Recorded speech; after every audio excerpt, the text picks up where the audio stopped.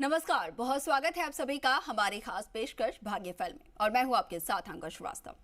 जब पति पत्नी के विचार नहीं मिल पाने के चलते या फिर किसी और वजह से शादी टूटने की नौबत आ जाती है, तब ज्योतिष शास्त्र के अनुसार इसका संबंध ग्रहों से होता है, जो कि तलाक जैसी स्थिति उत्पन्न कर देती है। अब जिन लोगों की कुंडली में दोष होता है, या तो उस दोष का निवारण किया जाता है या फिर उन जातकों की शादी नहीं करवाई जाती है। लेकिन फिर भी कई बार स्थिति ऐसी हो जाती है जब पति पत्नी के विचार नहीं मिल पाते हैं और इसके चलते शादी टूटने की नौबत आ जाती है। आज इसी विषय पर बात करेंगे और इस विषय पर हमें विस्तार से जानकारी देने के लिए हमारे साथ जुड़ रहे हैं ज्योतिष परिषद एवं शोध संस्था अध्यक्ष ज्योतिष आचार्य पंडित पुरुषोत्तम गौर जी। आचार्य जी प्रणाम, आपको बहुत स्वागत है आपका। जी धन्यवाद। आयुष्मान। श्री राम जय राम, जय जय राम, मेरे राम की जय हो। तो आचार्य जी का रुख करेंगे, लेकिन उससे पहले अगर आपके मन में भी कोई शंका है, किसी तरीके की कोई परेशानी अगर आपके जीवन में है, तो आप भी हमारे साथ जुड़ सकते हैं और हमारे साथ जुड़कर आचार्य जी से अपनी समस्या का हल जान सकते हैं। हमारा नंबर टीवी स्क्रीन पर फ्लैश हो रहा है 012071533787 012071533826।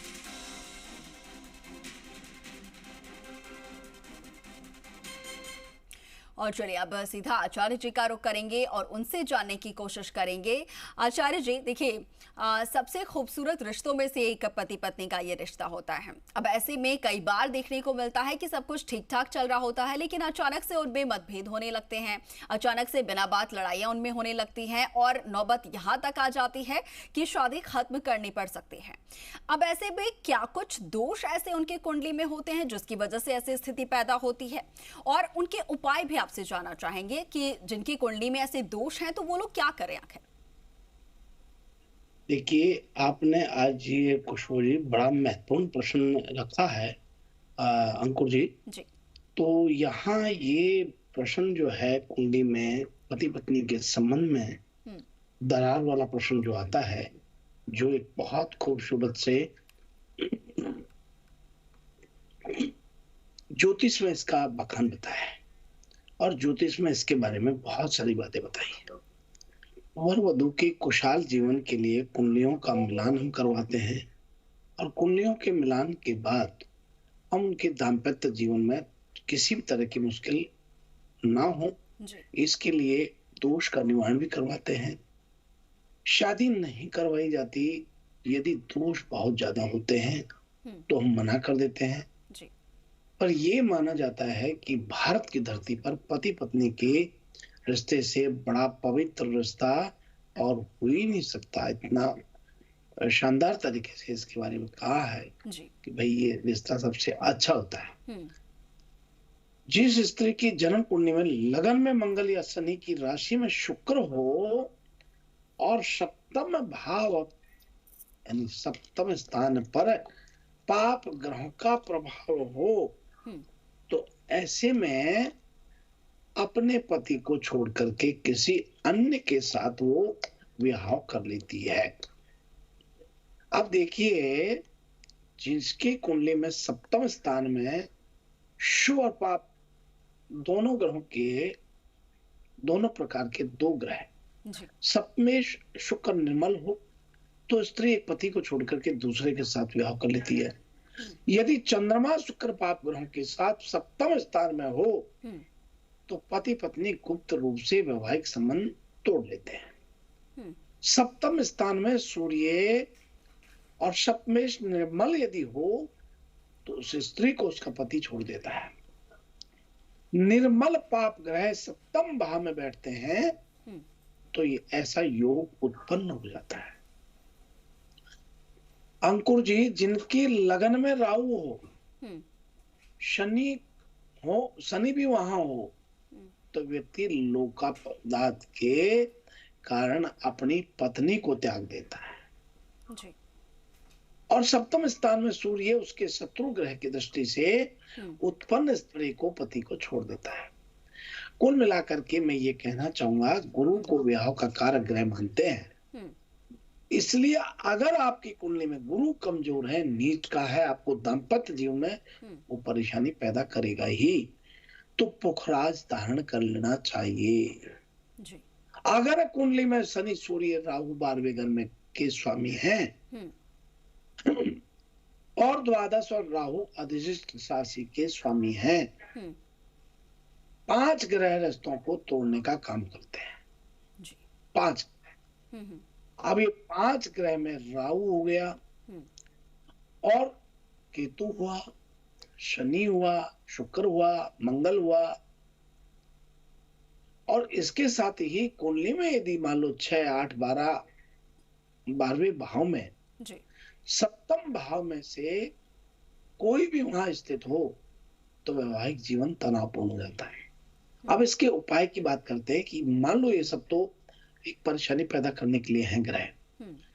पति पत्नी दोनों को रोज शिव जी के मंदिर में जाकर के मां पार्वती की पूजा करनी चाहिए साथ साथ।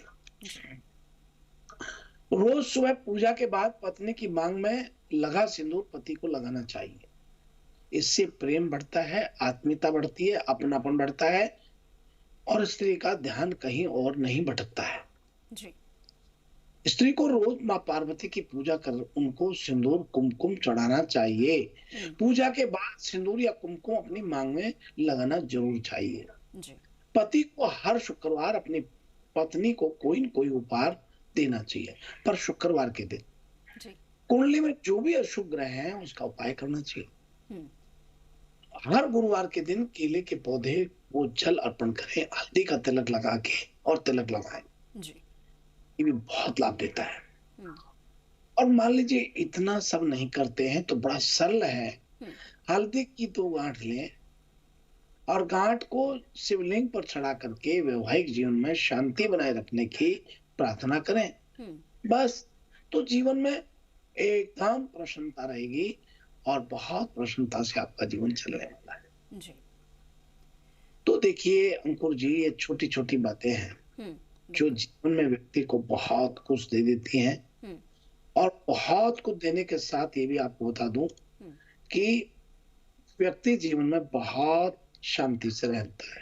जी। जी बिल्कुल बिल्कुल आचार्य जी, अगर घर में खुशहाली बनी रहती है, शांति बनी रहती है, तो अपने आप ही पूरा जीवन जो है सुखमय रहता है। इसके साथ ही आचार्य जी हमारे साथ दर्शक भी जुड़ रहे हैं, उनका भी रुख करते रहेंगे और साथ के साथ इस विषय पर और भी चर्चा करेंगे। फिलहाल एक बार रुख करते हैं, कॉलर हमारे साथ जुड़े हुए हैं, उनका बहुत स्वागत है। आप अपना सवाल कर सकते हैं आचार्य जी से। हेलो जी, मैं सुजानगढ़ से बोल रहा हूँ, सुरेंद्र जी। नमस्कार सुरेंद्र जी, स्वागत है। नमस्कार अंकुर जी, आपको भी नमस्कार। जी। आचार्य जी, आपके चरणों में मेरा सत नमस्कार है। जी, आयुष्मान श्री राम, जय राम, जय राम, मेरे राम की जय हो। तो आचार्य जी, मैंने अपने लड़की वो अनीता के बारे में पूछा था ना, उस दिन समय उसका गलत हो गया, 6 बजे का मेरे को वही दिखाई दिया। उसका समय 5:31 है। मैं बताता हूँ, 24 जून 1973 और समय है उसका जन्म का 5:31 है और जन्म स्थान है उसका रतनगढ़ है। तो उसका स्वास्थ्य खराब रहता है, उसके बारे में आप बताएं। देखिए, आपने ये प्रश्न सही किया और ये मिथुन लगन में जन्म लिया है और मैं आपको बताऊं, शुक्र की महादशा है, बुध का अंतर है और राहु का प्रतंत्र है। 24 जून 1973 बताया, 5:31 के बीच बताया। रतनगढ़ का समय शहर बताया। मिथुन लगन में जन्म लिया है और लगन में शनि सूर्य केतु शुक्र चतुर्ग्रही योग बन रहा है और राहु इनका पति के घर में बैठा हुआ है। तो एक तो इनके ये है कि आपस में पति पत्नी में थोड़ा सा खटपट जैसी स्थिति यदा कदा रह सकती है और शुक्र की महादशा है और बुध का अंतर है, राहु का प्रतंत्र है। इनको एक डायमंड या जरकन पहना दें जिससे इनका स्वास्थ्य ठीक रहे और वहीं आपको बताएं कि इनका सुख शांति से प्रभावी तौर पर कार्य रहे, परिवार में सुख समृद्धि रहे। इसके लिए प्रतिदिन इनसे भगवान शिव के मंदिर में संध्या के समय घी का दीपक जलाने के लिए आप प्रेरित करें। शुक्र इनका पंचम भाव और द्वादश भाव का स्वामी हो रहा है। प्रथम भाव में बैठा है, शुक्र त्रिकोण का स्वामी है, प्रथम भाव के लिए अति शुभ हो रहा है मिथुन लग्न के लिए मीन राशि में स्थित चंद्रमा शुक्र का क्रियात्मक स्वभाव भी शुभ हो रहा है, इसलिए आप ये कीजिए, अवश्य लाभ। जी बिल्कुल। आचार्य जी, जैसा कि हम बात कर रहे हैं आज पति पत्नी का जो सबसे पवित्र खूबसूरत रिश्ता होता है, ऐसे में जब दो लोग जब शादी के बंधन में बंधने जा रहे होते हैं, उनकी कुंडलियां जब मिलाई जाती हैं, उसके बारे में जानना चाहूंगी कि जब गुण जो है वो कम से कम कितने मिलने चाहिए, और अगर किस तरीके के गुण नहीं मिलते हैं जिससे कि बिल्कुल शादी संभव ही नहीं है, तो वो कौन से गुण ऐसे होते हैं जो कि ना मिले तो शादी नहीं ही करनी चाहिए? देखिए, आपने ये प्रश्न बहुत अच्छा रखा है, ये प्रश्न बहुत ही अच्छा है। मैं आपको बता दूं कि ये जो पति के गुण, पत्नी के गुण क्या होते हैं, पति के प्रति क्या कर्तव्य होता है, पति और पत्नी का रिश्ता कैसे तय होता है, तो पति पत्नी के बीच हमारे चाणक्य ने कहा है, कभी भी ये रिश्ता झूठ पर नहीं टिकता है। जी। उनके बीच झूठ का सहारा लेना बिल्कुल ही कड़वाहट पैदा करने जैसा है। और सही मायने में यह है कि 6 गुण आदर्श के रिश्ते को निभाने वाले होते हैं, और ये व्यवहारिकता की बातें हैं। जो ये गुणों को अपनाए, जब दो लोग एक साथ जुड़ते हैं तब दो अलग अलग जीवन धीरे धीरे एक होने लगता है। जी। और दो लोगों का अब केवल स्वयं के बारे में न सोचने की बात होती है, बल्कि एक दूसरे के बारे में सोचना चाहिए। कोई भी काम पार्टनर की खुशी के ध्यान रखते हुए करना चाहिए। एक दूसरे के प्रति सम्मान देना चाहिए। जी। आपका जीवन साथी आपसे किसी भी मामले में, चाहे वह शिक्षा हो, आर्थिक स्थिति हो, कोई काम हो, उसे नहीं आता हो अथवा आता हो या गुणी हो, या आपसे कम हो ज्यादा हो, पर एक दूसरे की बातों के लिए उनका सम्मान होना चाहिए। अपने जीवन साथी के साथ सम्मान केवल इतना ही काफी हो कि उनका ओहदा आपके जीवन में बहुत पवित्रता बढ़ाता हो। आपके जीवन साथी होने का ओहदा उनको आपको फील होना चाहिए। अब दरअसल में क्या है अंकुर जी, आज जो जमाना बदल रहा है, आज ये पाश्चात्य संस्कृति को लोग अपना कर कहते हैं कि ये तो बहुत मॉडर्न है, ये तो बहुत अच्छे हैं, ये तो कपड़े ऐसे पहनते हैं, ये तो ऐसे घूमते हैं, ये तो ऐसे रहते हैं, ये तो ओपन माइंडेड है, ये तो बाहर दोस्तों के साथ घूमने जाते हैं, एक दोस्तों के साथ में पत्नियां जाती हैं, दोस्त जाते हैं, बहुत ओपन रहते हैं। तो ये आंतरिक सुंदरता की बात नहीं रही है, ये केवल दिखावटी सुंदरता की बातें हैं। जी, जी। जो ऐसा करते हैं उनका बाहरी आवरण बहुत ज्यादा अच्छा दिखाने का प्रयत्न करते हैं, लेकिन कहीं कहीं किसी स्वार्थ में आकर के और वो रिश्ता खराब हो जाता है, रिश्ता टूट जाते हैं। इसलिए इसमें कौन सा ग्रह काम करता है? राहु ग्रह काम करता है, उनको राह से भटका देता है। राहु इच्छाओं के विरुद्ध काम करा देता है। जी। तो व्यक्ति को आज के जीवन में सब्र रखते हुए, धैर्य रखते हुए, पेशेंस रखते हुए एक दूसरे का सम्मान करना चाहिए। और ये बृहस्पति कराता है, ये कंट्रोलिंग पावर बृहस्पति की हो। जी, आपने बहुत अच्छा प्रश्न किया है। मैं समझता हूँ दर्शकों के लिए बहुत बहुत लाभकारी सिद्ध होने वाला है। सब्र रखना चाहिए रिश्तों में, पति पत्नी के रिश्ते में एक दूसरे का सम्मान करना चाहिए, कॉम्प्रोमाइज जैसी स्थिति भी करनी चाहिए, ईगो हर्ट नहीं होना चाहिए। बिल्कुल बिल्कुल, सम्मान रिश्तों में सबसे ज्यादा जरूरी होता है आचार्य जी। हमारे साथ दर्शक भी जुड़ रहे हैं, उनका भी रुख करेंगे, उनसे भी जानने की कोशिश करेंगे। बहुत स्वागत है, आप अपना सवाल कर सकते हैं, बताइए क्या जानना चाह रहे हैं। हेलो जी। हेलो हेलो जी, आपकी आवाज आ रही है, बताइए क्या सवाल करना चाह रहे हैं। नमस्ते मैडम। जी नमस्ते। हेलो जी, आपकी आवाज मिल रही है, आप सवाल कीजिए अपना। मैं अपनी लड़की के बारे में पूछना चाहती हूँ। जी, नाम बता दीजिए या फिर डेट ऑफ बर्थ बता दीजिए। मेरी लड़की का डेट ऑफ बर्थ है 7/9/2003। जी। और अब जगह? उसका आगे चल के कैसा रहेगा, सरकारी जॉब होगा कि नहीं होगा, तो किसी ने पूछा किसी से तो काल शब्द उसने बताया है। जन्म स्थान और समय भी बता दीजिए आप। जन्म स्थान और समय भी बता दीजिए। जन्म का समय है सुबह 5:30 बजे और स्थान है रतनगढ़। जी ठीक। अब देखिए, बहन का चिंतित होना स्वाभाविक है, इनको कालसर्प दोष है। और कालदर्श दोष से पीड़ित भी हैं। चतुर्ग्रही योग इनको लग्न में बन रहा है। सूर्य इनका स्वराशि का केंद्र में बैठा हुआ है, यानी लग्नेश हो रहा है। सूर्य निर्बल है, निर्बल होकर के लग्नेश होकर के कुंडली को अधिक नकारात्मक बना रहा है। भाग्यवश सूर्य शुभ ग्रहों के मध्य तो है। गुरु शुक्र सूर्य सिंह में स्वराशि के होते हैं, मतलब सूर्य से स्वराशि का होता है, पर गुरु शुक्र भी वहां बैठे हुए हैं। तो आपको मैं बहुत स्पष्ट कर दूं कि सूर्य के नैसर्गिक पाप ग्रह होने के कारण ये नकारात्मक बना रहा है जन्मपत्री को। इनको मानसिक अशांति, बेचैनी और पढ़ाई में मन कम लगना होता है। ऐसे में इनका राहु भाग्येश होकर के बैठा हुआ है, तो कृपा करके इनसे प्रतिदिन आप हरा चारा गायों को देने के लिए कहें और संध्या के समय हनुमान जी को दीपक जलाने के लिए आप प्रेरित करें। अवश्य इनकी सरकारी नौकरी 2027 में जाके लगती है। आपको बहुत मंगल शुभकामनाएं। आचार्य जी, एक और कॉलर हमारे साथ है, उनका भी रुख करेंगे। बहुत स्वागत है, बताइए क्या जानना चाह रहे हैं आप? जी हेलो जी, नमस्कार, बताइए। हाँ राजेंद्र जी। हाँ, गुड इवनिंग। आयुष्मान खुश रहो। मेरी डेट ऑफ बर्थ है 17 सितंबर 1965। 17 सितंबर 1965 है। समय सुबह के 4 बजे, स्थान बीकानेर। गुरु जी, मेरे केतु उसका बैठा है, शनि अष्टम भाव में बैठा है, उस पर 12 भाव में व्यक्ति है। मुझे इंट्यूशन तो होता है, लेकिन इंट्यूशन पावर को और बढ़ाने के लिए मुझे क्या करना चाहिए?